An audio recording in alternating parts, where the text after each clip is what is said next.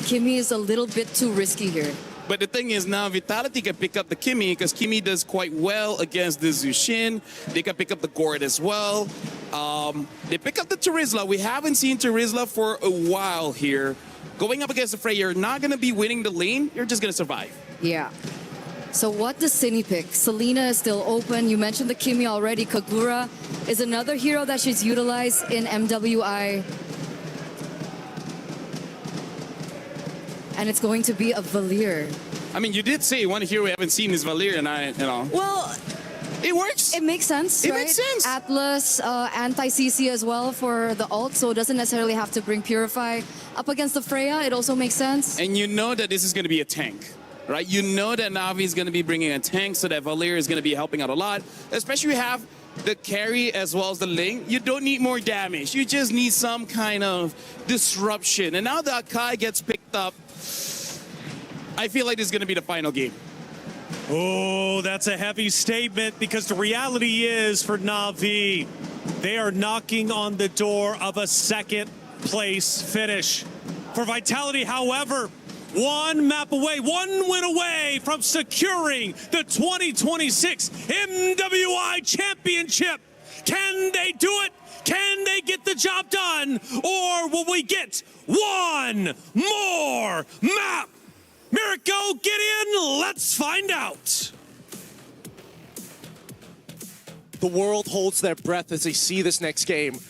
Already at the door, our defending title champions are so close to getting that trophy and getting real revenge from what happened in 2024. Navi, they've got what it takes to bring it all the way to the end. But the truth is, if they don't muster up the courage now, if they don't be brave to make the play, I don't know how they will overcome this mountain of a hive mind. And the Golden Hornets look strong. The Golden Hornets look very convincing. They're coming off of an 11-minute end just earlier for match point. Navi has gotten back to their roots, playing utility jungle and having a carry on Ayanami. Freya, specifically the Freya, that got them that convincing win in game number 1. I'm surprised it took them this long to finally get that Freya back, but at the same time, we've seen the back and forth and the many different strategies that have been utilized. This one feels comfortable to Navi, and I want to see how much this comfort is going to make the difference, because Vitality, even in the early stages of the game, they're still pretty dangerous. And all comes down to, I think, Viva on the Ling. It's something that we've been talking about a couple of times, right? Viva, on utility or on assassins. Which one do you like better?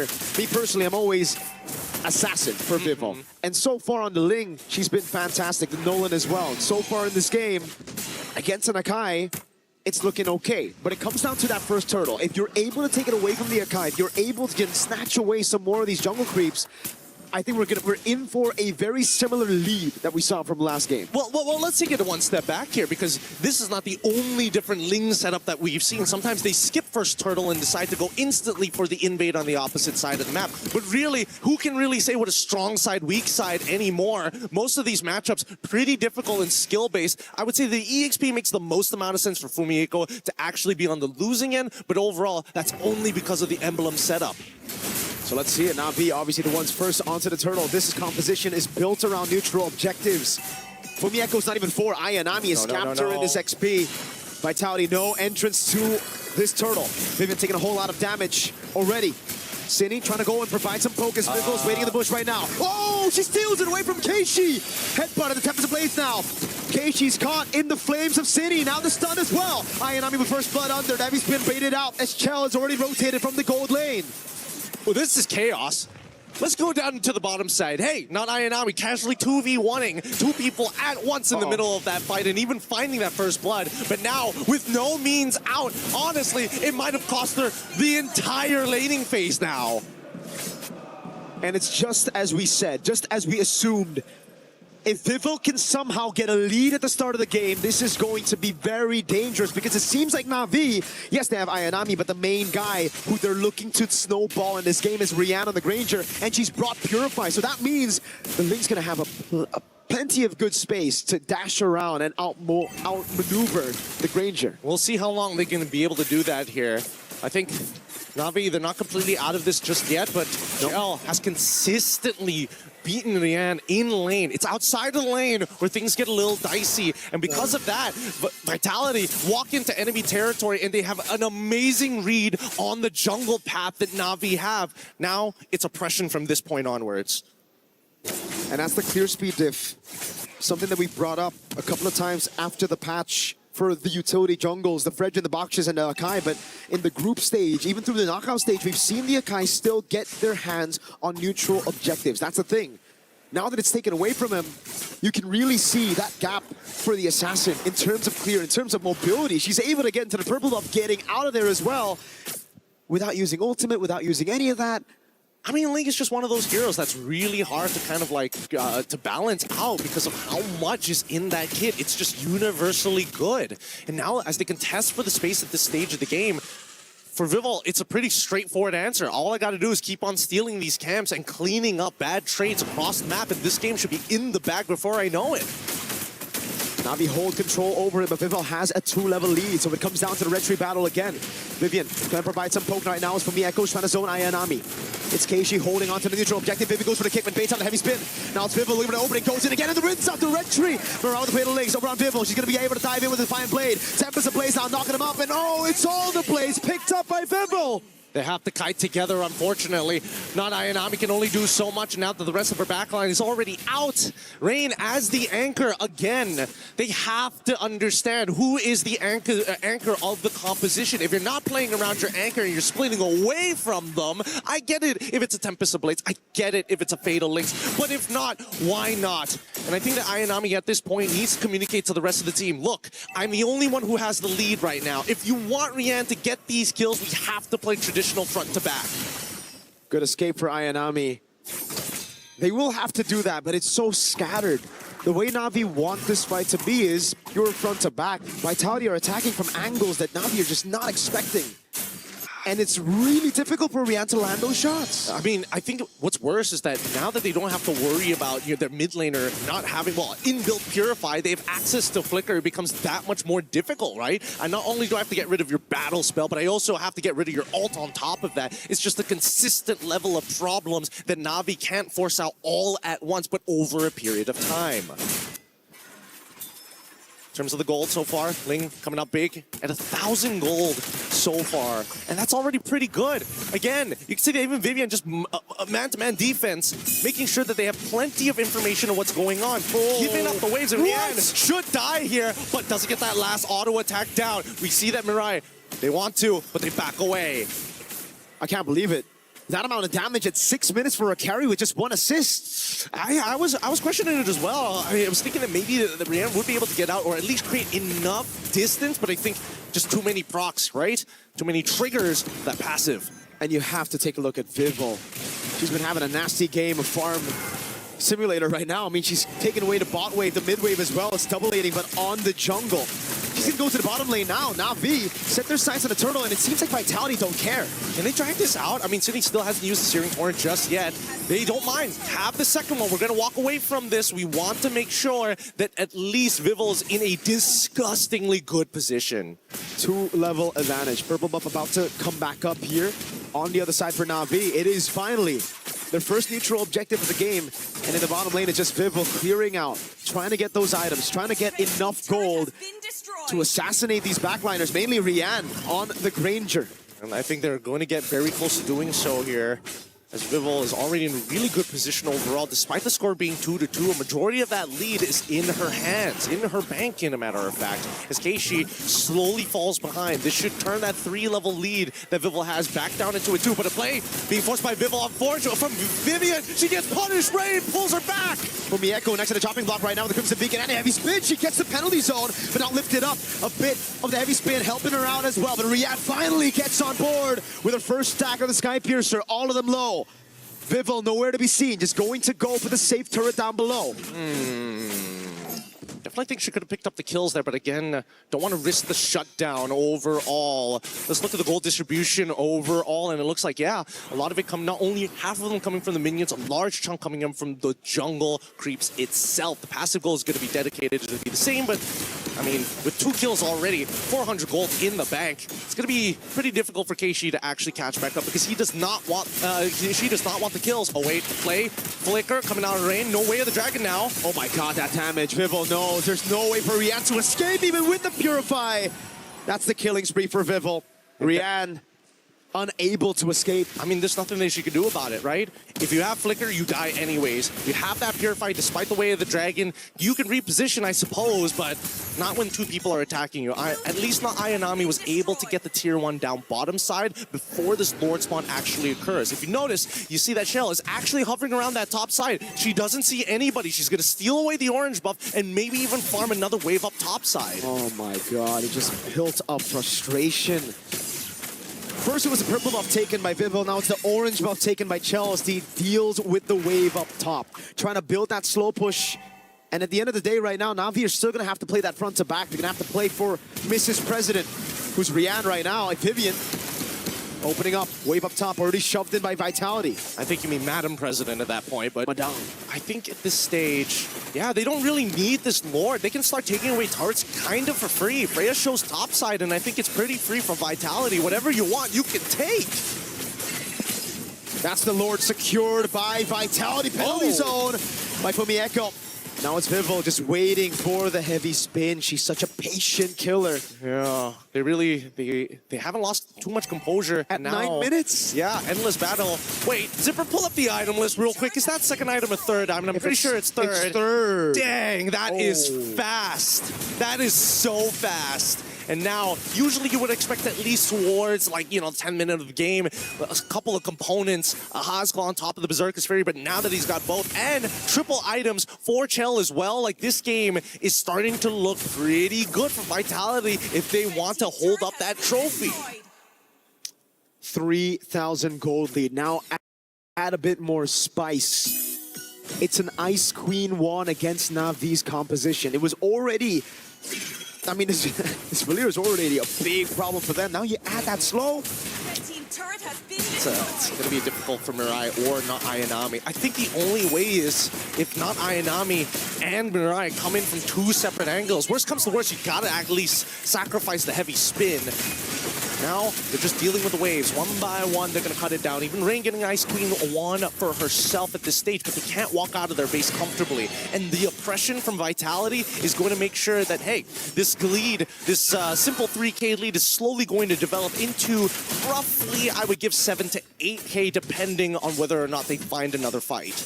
Shout out to chat, pointed it out. I just read it out, but Vivo got level 15 at 950 on the dot.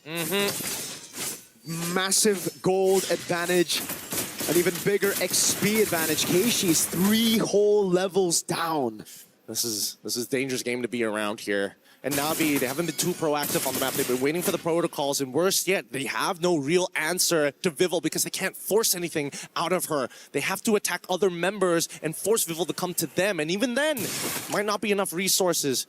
That big snowball we were hoping for Rian on that Sky Piercer has not come into fruition. And yet, we are still hoping that not Ayanami can somehow clutch a fight somewhere, somehow get him low, and let Rian finish them off. I'm just worried whether or not Keishi will be able to withstand the raw damage, not only from Just City, but Chell, because she is clutching these fights. And the fact that Rian, the only Sky Piercer stack she got, it was instantly cut down by Vival. I mean, Vival's having a fantastic series, another fantastic game here on Ling. Really seems like she wants that finals MVP as well. She's able to close it out. Last time she got it was MWI 2022, the very first one. There's one hell of an argument to be made here, honestly. But considering the team lineups, it makes so much sense. And even then, when we look at the item list so far, it's only going to get worse. Nearly done with the BOD as well. If this game could not be more brutal to show how undisputedly good Vitality is, Navi, we need to hear that answer sooner or later because this Lord could be a make it or break it already. And look at this. In the previous games, they've had a Moskov to deal with the wave up top, but now they have a composition that is built for pure team fights. A composition that needed the neutral objectives. Fatal Links lands, but it's only onto Fumieko, not a penalty zone. Gets a Purify out, and that should be everybody going in. Fumieko taking low, able to flick around in safety. Vivian gets away the dragon, that was Vival! With a tempest of play, Simon straight! It's a double. It's a triple. And it's a maniac for Vival. Come on, come on, just keep on fighting and give us what we are looking for as they are looking for the inhibitor first. They've got the wave. Rain, it's all up to you. 11-minute game for match point. Now in 13 minutes with no Crimson Beacon, Rain's gonna be shredded to pieces. We're better to defend a kingdom than upon its own sacred ground. Paris belongs to the Golden Hornets tonight. The nightmare of 2024 has finally been laid to rest. Empires rise, rivals return, but Team Vitality are your undisputed back-to-back champions! What an amazing game. What an amazing experience. MWI, the storylines that we were all hoping for has built up to this very moment. Once again, congratulations to Team Vitality, but the heartbreak for Navi, a grueling series.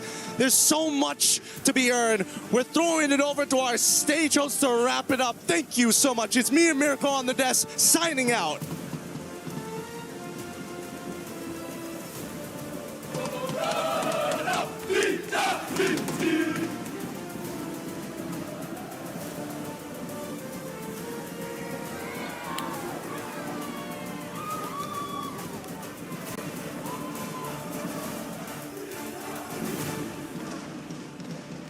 Ladies and gentlemen, we officially have, of course, our tradition, our key handoffs.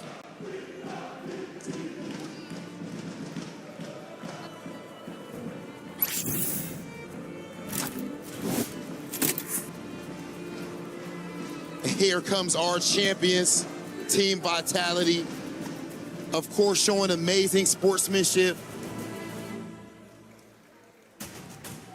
As Navi waits here next to the trophy, an incredible showing from Navi. And the Vitality fans are absolutely electric.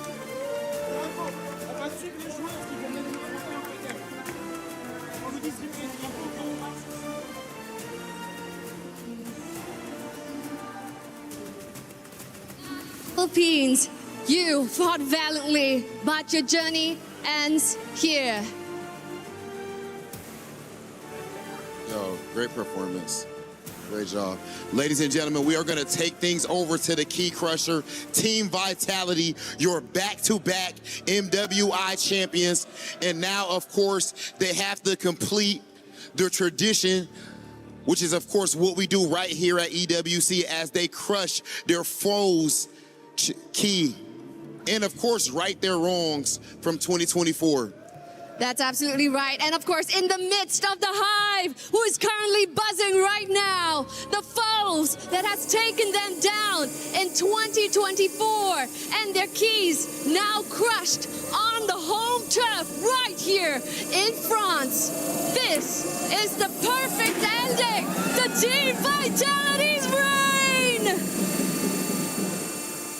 Congratulations. Oh, my goodness. You actually could join us up there on the stage so that you can grab your trophy with the rest of your team. Team Vitality, dominant, inevitable, unstoppable. Team Vitality, claim what is rightfully yours. Let's go, our champions of MWI 2026, Team Vitality.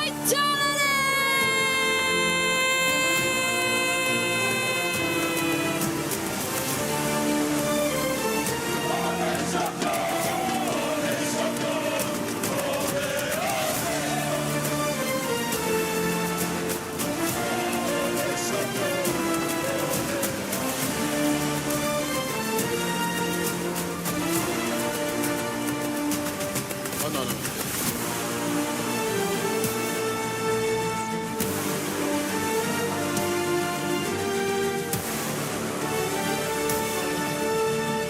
They were challenged in every single way.